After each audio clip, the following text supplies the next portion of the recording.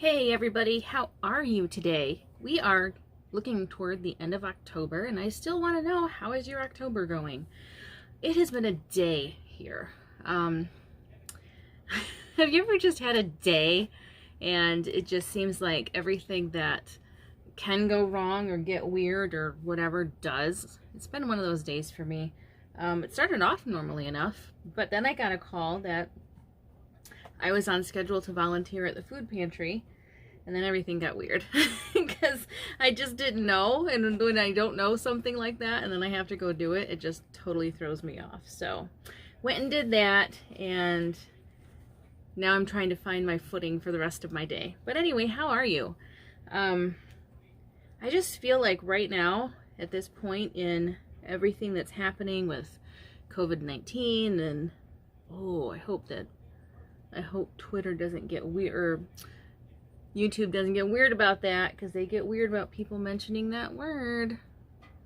But with everything happening with that and the election, and I just feel like we're just like in flux. We're kind of like in a state of suspended animation, and nobody is really 100% sure what's going on. And I definitely feel that today. So I'm just breathing for a minute while I put green stuff all over my face. My intention today was to talk to you about children and the paranormal, and we still will talk about that. But I had planned, or I had hoped, I should say, to share some stories with you, but they involve my son, and he does not want me to.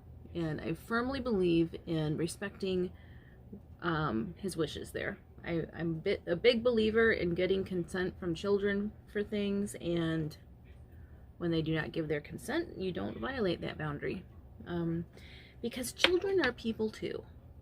So what I do want to ask you though, if you're someone with children, or you've got children that are part of your life, whether they are your children or not, have you had experiences with them where they have experienced something that you might think is paranormal? It could be they've heard voices, they've seen things, maybe their dolls seem to come alive to them. You know, what has happened that you might consider paranormal? Now, a lot of times, and I've been guilty of it myself, when children report things like this to adults, it's very easy to dismiss it as an overactive imagination, you know, something that they're imagining because they watched something that scared them, or heard somebody talking about something that scared them. And I've certainly done that. But the older I get and the more I learn, the more I think kids are actually very in tune with whatever is on the other side of the veil. And there is also a theory I was reading about yesterday, because when I knew I wasn't going to be able to share the stories that I really wanted to share, I thought, well, let me just look up, you know, what are people saying about children and the paranormal. And one theory that is being bounced around is that children can actually, they have a broader visual spectrum than adults do. So they can literally see things that we can't, which makes it possible for them to see, you know, entities that are not visible to adults. And I thought that was a very interesting theory. I'd have to know more about it to know where I stand on that, but it makes sense to me. It makes perfect sense to me. I think that it's important to keep an open mind on these things, because there is a lot that we don't know. And I think that when we think we do know everything, that's actually when we're in some very dangerous territory. And you know, when we think we know everything, it makes it impossible for us to learn, because what else is there to learn if we think we already know? So I think it's an interesting idea that children are literally seeing things that to us don't seem to be there at all, but they're just things that adults can't see. Very interesting. How do you handle it, though, if your child comes to you and says, I'm seeing somebody you know, standing by my door in my bedroom every night, or I'm hearing sounds, somebody's saying my name every night, what would you do? Now, I wish I could share those stories because they would, I'll tell you what I did do though, and I think I can tell you that without violating that boundary. At first I dismissed it as very imaginative, you know? I'm like, well, this is a creative child. He's got a very active imagination. That's what's going on here. And then the longer it continued, the more I felt like it was important to validate what was going on. And I did. And I think it's important to do that rather than just dismissing it as an active imagination or whatever. Because let's say, even if you don't necessarily believe your child is seeing something, they wouldn't be telling you that they're seeing these things if they weren't looking for validation of some kind. You know, they want to know that when they tell you something that you're going to listen and you're going to take it seriously. So I think that whether you actually believe they're seeing something or not, it's important to validate it by acknowledging that they are experiencing something, even if it's something that you don't think is literally a person standing at the end of their bed or in their doorway or something of that nature.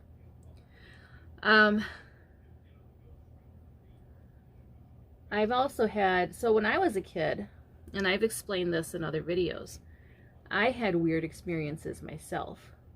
I often heard music from an unknown source, and I remember thinking that when I told somebody about it, like an adult, or I told my brother, or, you know, really anybody who might listen to me, I felt like I was not taken seriously. Like they just thought I was being very imaginative, and it wasn't really anything that I was experiencing that had any legitimacy. So it got to the point where when I experienced these things, I just wouldn't tell anybody. Then I would also hear people whisper my name, like right in my ear. I'd hear Stephanie. I heard that a lot. Let me think, what else? Now my mom tells me that when I was little, I told her that I could see Jesus. Now that probably has a lot more to do with my religious upbringing than it does anything else. But the fact of the matter remains, I told her I could see Jesus, and I would not be convinced otherwise. Now, when my grandmother died, I never knew her, but apparently family lore is that when my grandmother died, she, or her spirit, appeared to my uncle, who at the time was thousands of miles away. He was in the Navy and he was deployed. And she appeared to him, and the way that she used to wake them up when they were kids is she'd grab their foot. She'd like shake their foot and say, "It's time to get up." And she grabbed his foot. And then there was another incident that I heard of, again, this is family lore, that apparently she had said at one point something along the lines of, if she were ever going to come back, you would know it was her because she'd move the curtains. Like she'd open and close the curtains. And apparently that happened. So I don't know. What do you think? Do you think that people do come back? And if they do, why? What's keeping them here? I am very curious though about your children's paranormal experiences, because I really do want to know, do children have a greater sensitivity to these things, or do you think that children are just very imaginative, so they're prone to believing these things? I personally think that children have a greater sensitivity to them. I think the veil is thinner for children, that they can, you know, they're so close to just having been on the other side of the veil not that long ago, that it's easy for them to see through that veil. And if you don't know what I mean by the veil, I mean this thing that separates the physical realm from the unseen. So what do you think about that? I mean, it seems to happen a lot where children will be describing, you know, experiences of talking to somebody that they've never met before. And then when they describe that person to their parent or their caregiver, the caregiver knows that it's a relative who died some time ago that they never met, but somehow they described them perfectly. Or children will see people who perhaps lived in the house before they did, before the current family did, whatever. And you know, they'll be engaging with these entities and later describe those entities to any adult who will listen, and then research shows, oh yeah, that's so-and-so who lived here, you know, 100 years ago, and they actually died in this house.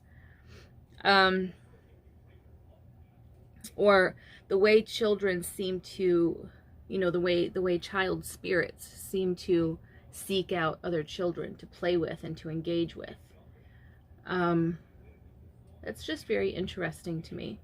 And a lot of times the children don't always seem very frightened by these things. It almost seems like they accept it more as a matter of course than adults do, unless the entity they're engaging with is blatantly malevolent.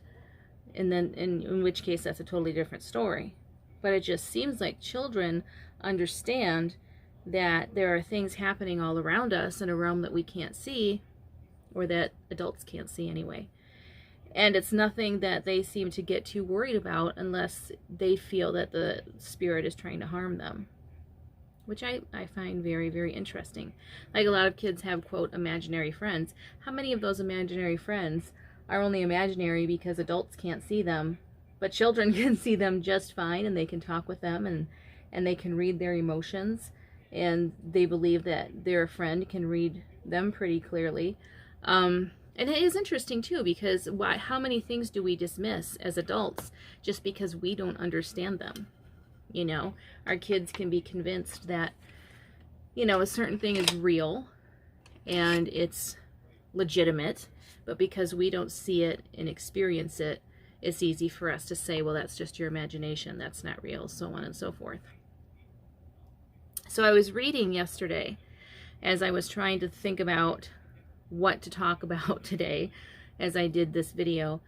I started reading this book from when my son and I went to visit Fort Michilimackinac, and I actually did choose something to read for you a little bit later.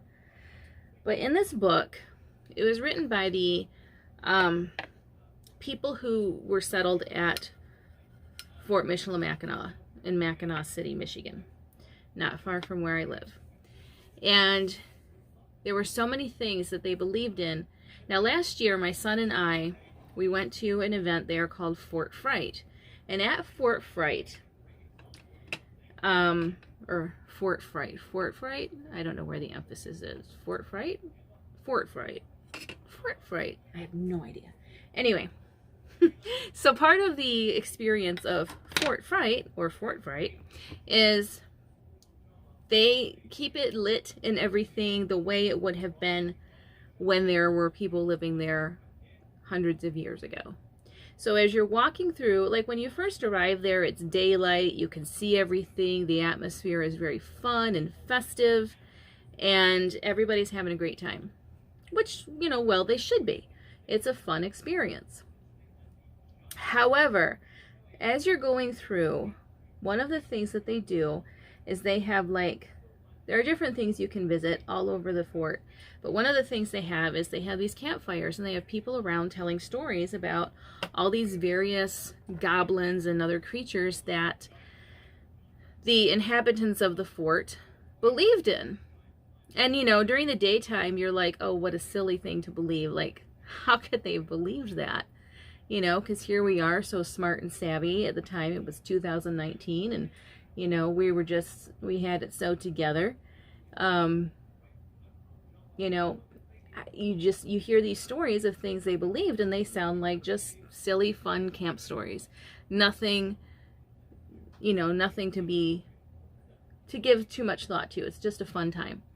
Well, then as night falls, and you can see how dark it actually was in the fort, I remember thinking how easy it would be to believe those things. You know, so the fort was very dark. You couldn't see anything. Like, you had, you know, inside the homes, you had firelight, you know, the candlelight, and you had the fireplace, and that was it. Outside, you might have a few lanterns and maybe a campfire, and that was it. If you've ever gone camping and had to sat by the fire for a while, you know that the light from that fire doesn't reach very far. And if you hear something rustling off in the distance and you don't know what it is, it can be a little bit alarming. I've done tent camping a few times with my family, always at a campground. I mean, we want to go camping, but we are not like that dedicated. And having sat by many a campfire, I know that when I hear something off rustling in the distance and I don't know who or what it is, it can be just a little bit alarming until you figure out what's going on. So if you are back in, say, the 1600s, and you don't have the advantages that we have of having information available right at your fingertips to be able to figure out what's what, and you hear sounds off in the distance and you can't tell what they are because it's so dark, it's going to be easy to make up a story to make sense of that. Because I think as human beings, what we want more than anything is for things to make sense. And if they don't make sense, we will tell ourselves stories until we can make sense of what's going on. I think that's why a lot of religion thrives the way it does. I think that's why conspiracy theories thrive the way they do. And I think that's why we love a good ghost story, or a goblin story, or a werewolf story, etc., etc. And it was just wild to see, for me, how easy it would be to fall into that tendency to make up a story that defies all logic, but we can accept it as true because it helps us make sense of things we don't understand. And then I thought about the fact that right now we have a lot of things happening in the world that are new to a lot of us. You know, 2020 has thrown us many a curveball, has it not? And some people, rather than accepting that weird things can happen, that doesn't mean they're part of a conspiracy, and it doesn't mean that, you know, the things that are happening are somehow not real.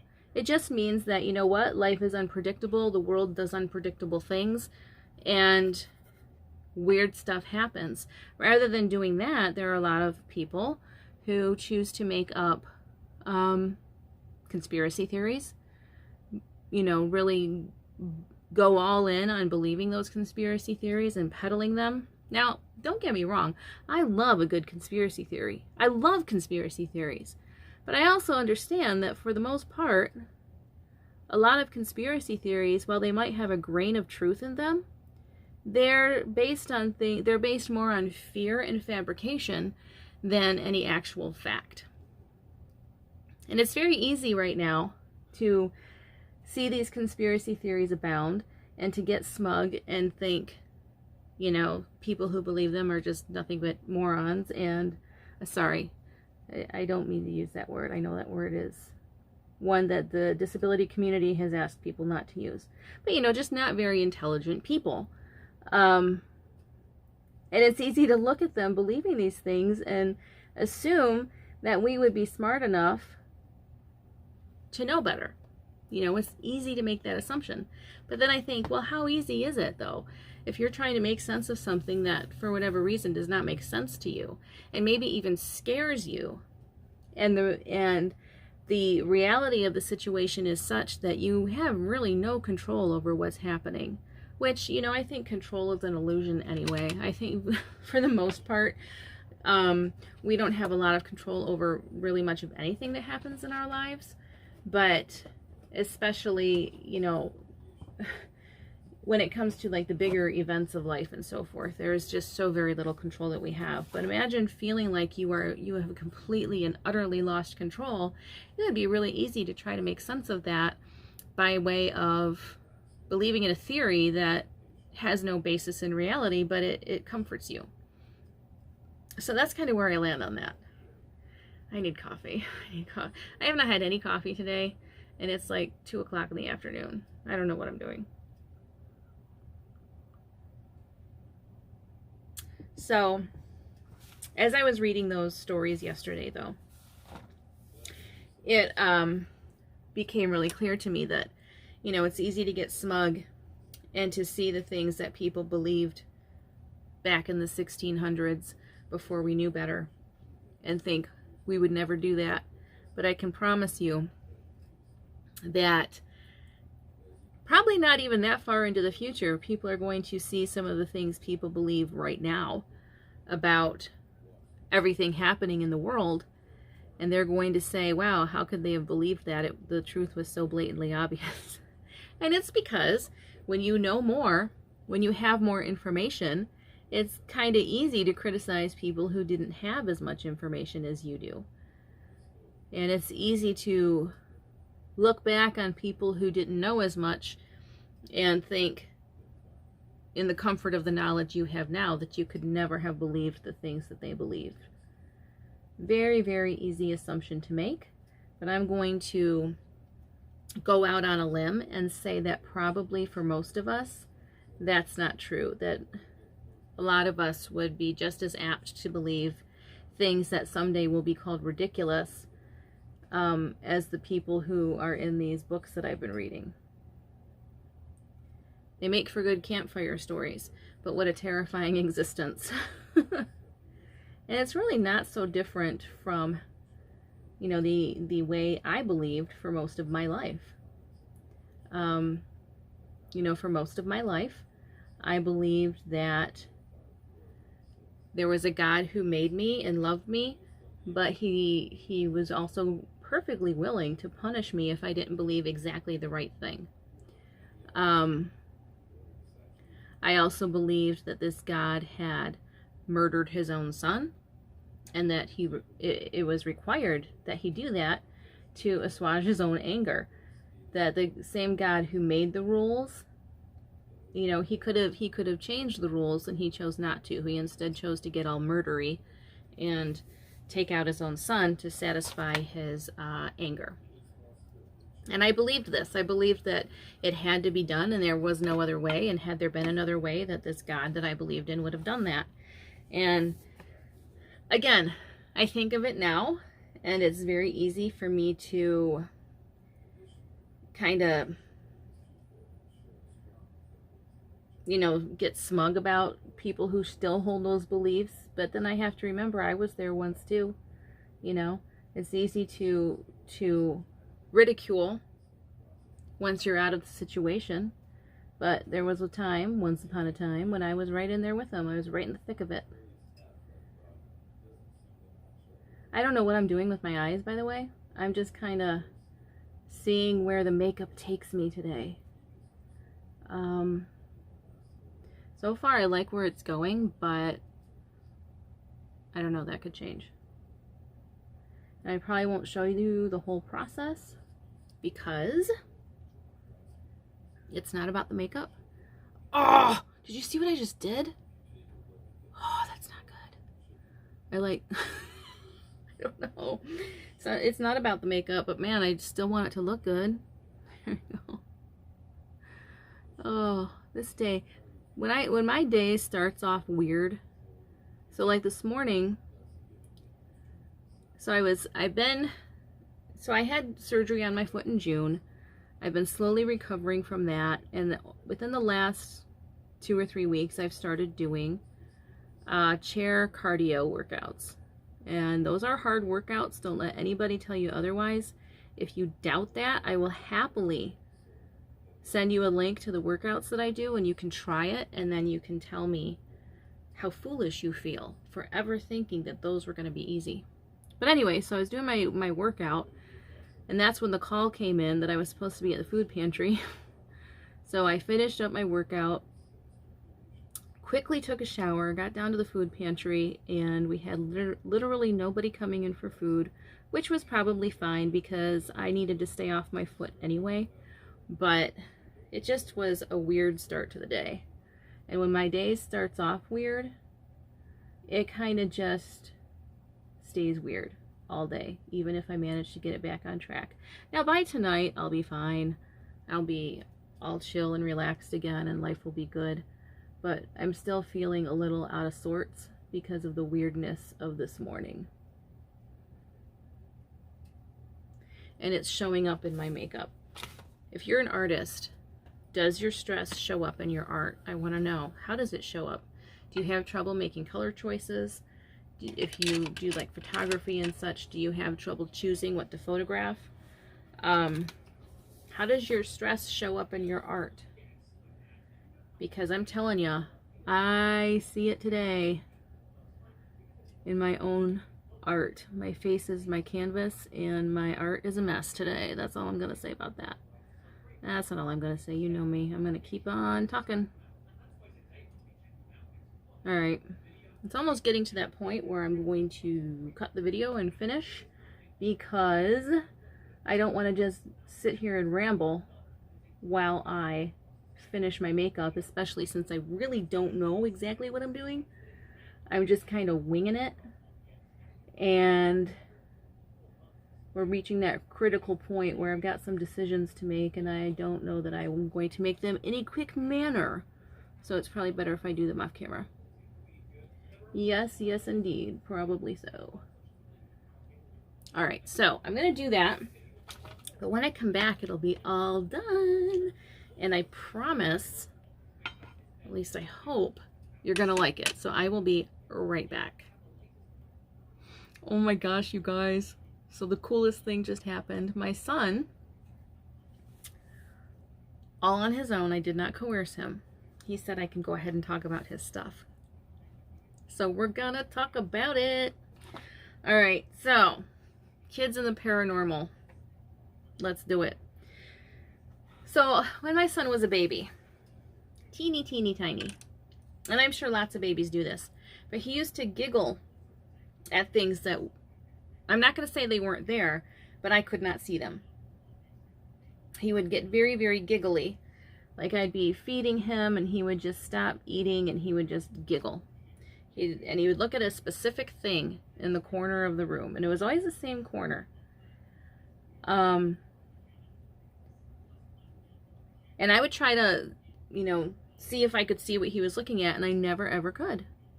So he would just be laying there in my arms, giggling and giggling and giggling at something, and I have no idea what. Now, when he got older, we moved to a different apartment, and the weirdest things would happen in that apartment. Same thing as before, where he would be giggling a lot at things I could not see. And I don't mean just like a quick giggle and then he was done. I mean, this would go on and on and on. And then it was like whatever he was giggling at just went away and he lost interest, and then he would go back to eating. In the new apartment that we moved to, so at nighttime, I would hear footsteps above us all the time. And there was nothing above us. There was no apartment above us. The upstairs apartment did not extend over to where we were.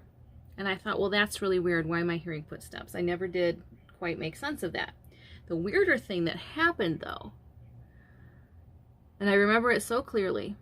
So my son was little tiny. Well, not tiny. He was like a little over a year old. And I had some cleaning to do.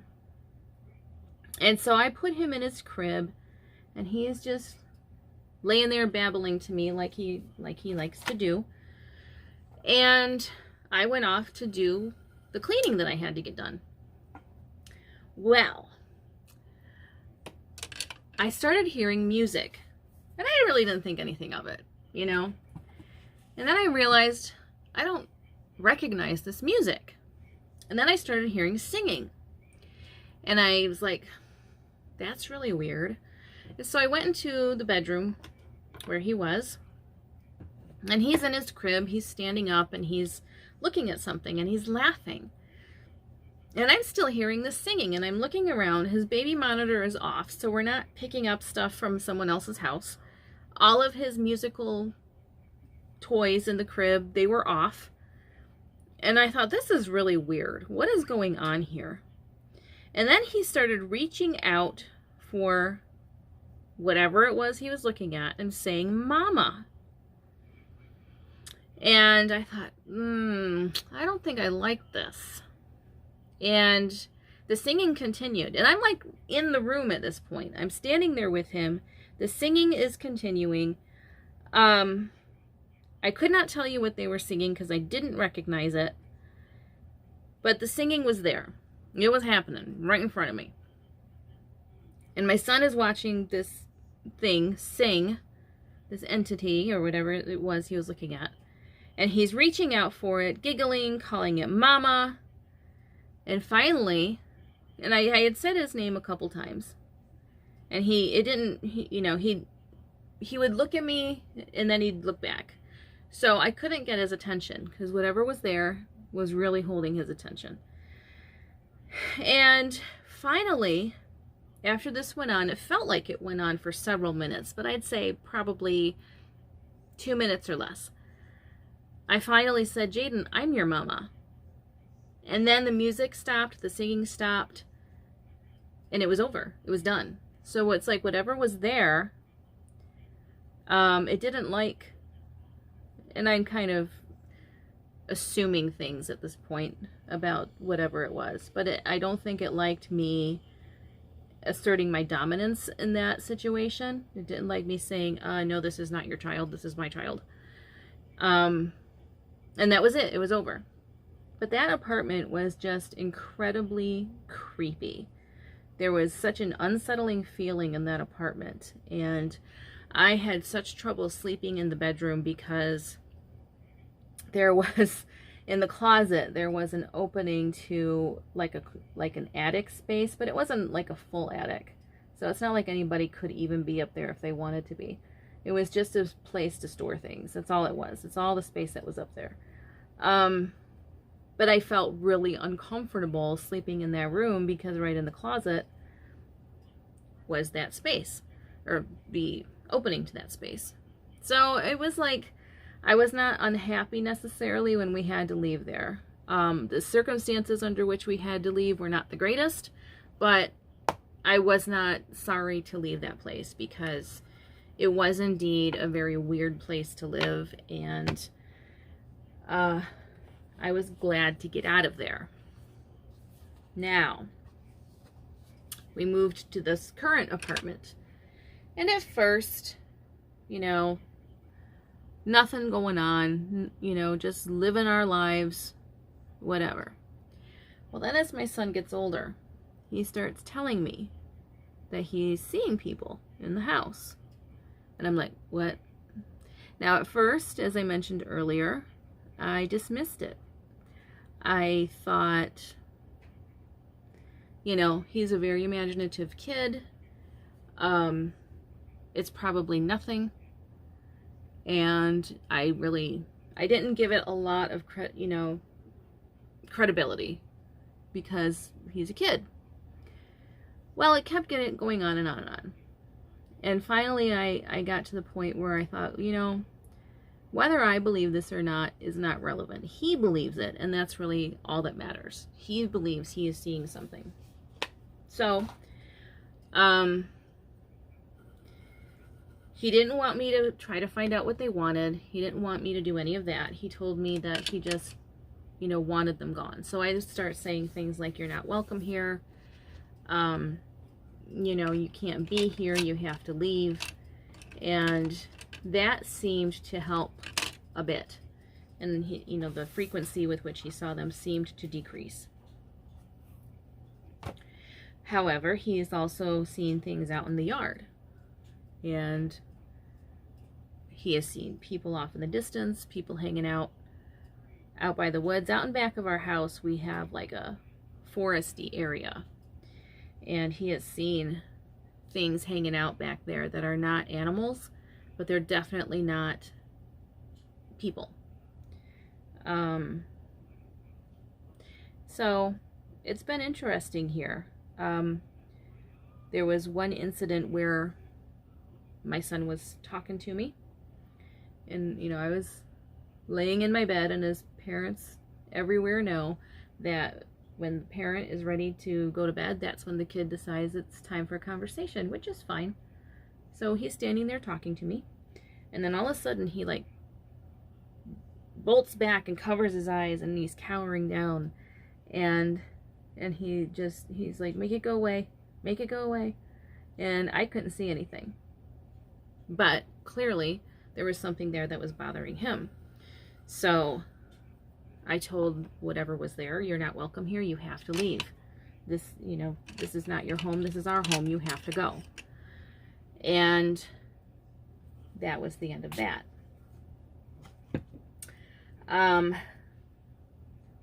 A lot of this seems to have subsided, but I don't know if everything's actually gone or if it's just less activity right now. I have no idea.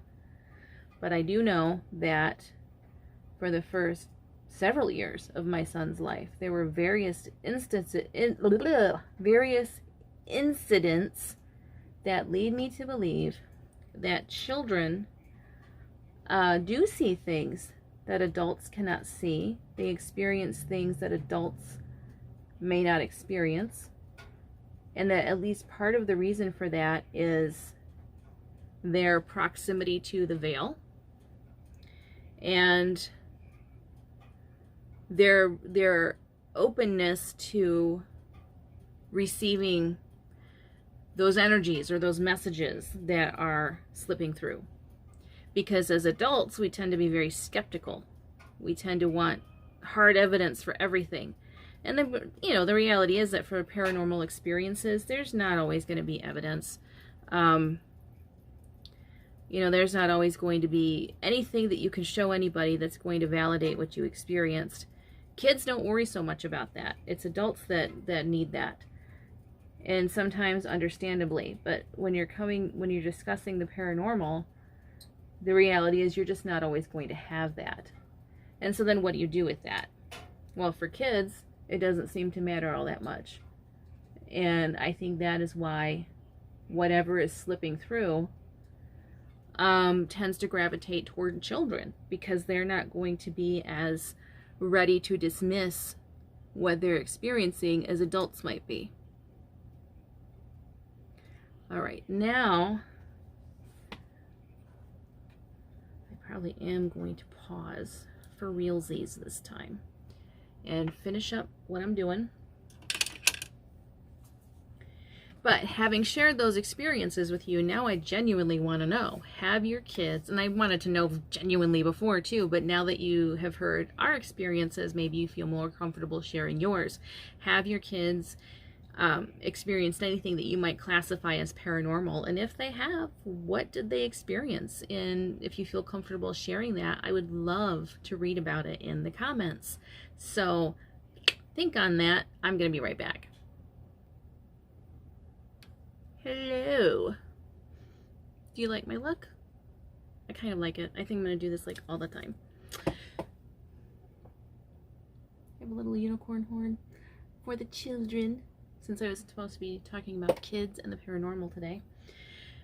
So, I told you I was going to read to you. Man, I just wish that I had actual hair that could look this good. But to be honest, I don't know that anybody has actual hair that can look this good. Being honest. So I told you about this book, which shows up in reverse in your picture, but I wanted to read this. This is from the book called Werewolves and Will-o'-the-Wisps, French Tales of Mackinac Retold by Dirk Gringus, I think is his name. I don't know. I got it at the Fort gift shop. So this is chapter 2. It's called Good Goblins and Bad. Here we go. The voyagers at Mackinac and other colonists of French Canada, or to the voyagers at Mackinac and other colonists in French Canada, the goblins were the best known and the subject of many folk tales and superstitions. Their origin was in France, where they were called lutins, in the Old Norman language, which may mean a ghost, a white lady, or a goblin. In Canada, they were called lutins. Interestingly enough, in French-Canadian lore, they may be good or bad, all depending upon how well they are treated. Tiny, full of mischief and fun, they might protect the family and the household goods. Usually, they were in the shape of a dog, a cat, a bird, rabbit, rats, mice, or even a small snake. Black cats, usually thought of bringing us bad luck, were considered the best of protecting goblins, and no one would even think of mistreating one or driving it from the home. To have one in the barn or stable, or better still, a whole family, was considered wonderful luck. Of lesser power were white cats, rabbits, and other household animals. It is said that once a small boy killed a slim yellow snake in front of a farmer's house. The farmer rushed out, waving a stick, and gave the boy a sound thrashing. Later, he told his friends that he would rather have lost his best horse than the snake. It lived in his cellar for many years and was considered a good luck goblin, or lutin. His friends were sympathetic and all agreed that good lutins could bring fine weather for planting or harvesting, take care of the animals, help in the healing of the sick members of the family, and even keep the milk from curdling. But to the unlucky or unwise who mistreated them, a lutin or bad luck was sure to follow. Then the cats or animals became vicious pranksters. When the colonist farmer awoke in the morning and tried to put on his pantaloons, he would find them sewed shut at the top and the knee. There would be sugar in his porridge or salt in his tea, while his wooden shoes, or moccasins if he was in the back country, would be filled with pebbles or dried peas. Nor did they stop there. The meat in his stew pot would be turned to stone, dishes broken, furniture upset, and other damage.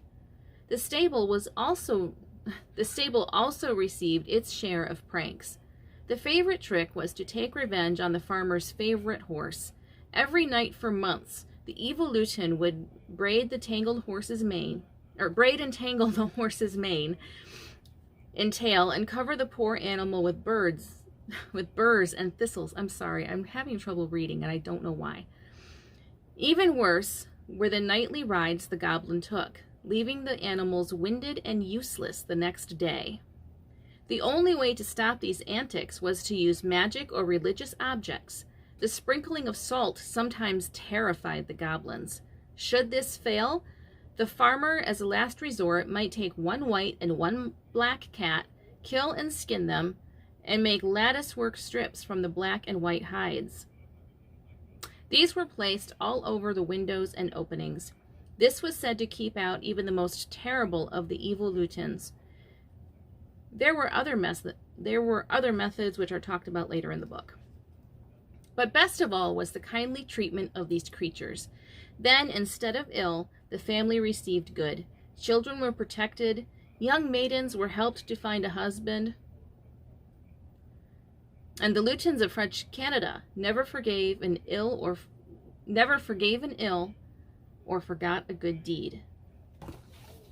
I apologize for the stumbling way I read that, but I thought that was very interesting because we can read that and we can think, well, how silly. You know, there are so many explanations for those things that were happening. It's silly to have believed in some, to hold some superstition about a creature that was wandering the farms doing these things at night. But is it really any more silly than some of the things we believe today? Whether it's a conspiracy theory or a religious belief we might have, and if you're somebody who's sitting there saying, well, I don't have any of those superstitions, are you sure? Because, like, for example, before a sporting event, is there a certain routine that you follow, a certain you know, item of clothing you have to wear if you're playing in the game to assure success. You feel like that gives you a greater chance of succeeding because you're wearing that. That's a superstition. Or if you are rooting for a certain team to win, is there a certain item that you like to have with you to help ensure that your team is going to be victorious? That's also a superstition. So don't be so swift to dismiss these beliefs that other people have had just because you think you don't have them, because I bet if you look closely enough, you probably do, and you just don't realize it. All right, the last thing I wanted to read to you today. It is from this book called Ghost Hunting: True Tales of the Paranormal, and I bought it because it features Amy Bruni, and Adam Berry, who are two of my absolute favorite paranormal investigators. They treat the entities with so much respect, and they honor that, you know, if it's a person they're talking to, they honor that person's life and their afterlife, and don't treat them as a product to be used to build ratings on their show. They treat them as human beings. So, frequently asked questions. Can objects be haunted? The short answer is absolutely. Just like the spirits can tether themselves to homes, buildings, and people, they can become attached to objects. This is especially common if the item had significance to the person in life, as a person can easily retain an emotional attachment to that object in the afterlife. Paintings, furniture, wedding gowns, dolls. Amy Bruni and Adam Berry have investigated cases where the spirit is tied to each of them. As a kid, I saved up and bought a doll from an antique shop near my house in California, Amy said. I had no idea it was haunted, but eventually figured it out when I found that doll giving off smoke and about to ignite, not once, but twice. It finally ended up in the burn pile in the backyard. One of the most famous haunted objects is Annabelle, the doll on which the Annabelle movies are based. It is said to have been possessed by a malevolent creature. Paranormal investigators Ed and Lorraine Warren acquired the doll and kept it in their now closed Warren's Occult Museum in Connecticut. The Traveling Museum of the Paranormal and the Occult, which, by the way, is Greg and Dana Newkirk, who I've mentioned before in these videos. Awesome people. Dana Newkirk is by far one of my favorite ever hedge witches. The Traveling Museum of the Paranormal and the Occult has a collection of hundreds of objects, from a dark mirror that shows people their deepest fears, to a Ouija board made from the blood-stained floorboards of a home where a person was murdered. Even with the possibility of danger, people are drawn to supposedly haunted objects. The Hands Resist Him, a painting from 1972 by Washington artist William Stoneham, sold on eBay in 2000 for over $1,000, with claims from anonymous sellers saying their daughter saw the figures in the painting move at night. A vintage teddy bear that the seller claimed was haunted sold in 2019 for $560. The same year, a spiritual doll vessel sold for $5,600. Most experts will tell you that trusting the, quote, haunted objects listings on any third-party seller site, or really trusting anyone trying to sell you a haunted object, is likely nothing more than an exercise in making your money disappear. I thought that was interesting because, again, relating to children and the paranormal, some kids have their favorite animal or doll or something that they swear is absolutely alive. I'm not going to say it's not. I'm not going to say it is. What I'm saying, what the whole point of this video is I think kids see things and experience things and know things that as adults we simply cannot. And I'm to a point in my understanding of the paranormal and my love for it and my respect for it that I think it's important to respect those experiences and respect the validity of them, even if they are things that we can't see and hear and feel ourselves. Just because they are children doesn't make their experiences any less valid or any less real. So, once again, Have your kids experienced anything? Do you know of kids who have experienced anything? And if you're willing to share, drop it in the comments because I want to know. All right, this has been fun. I actually really dig this look. I think I'm going to wear it every day. It's going to become my thing. And when I die, I think I'm going to haunt this unicorn horn. If I can make like light come out of it and stuff, that would be awesome. So I hope my niece, who will probably inherit this unicorn horn tomorrow, enjoys it immensely. All right, I'll talk to you again soon. Bye.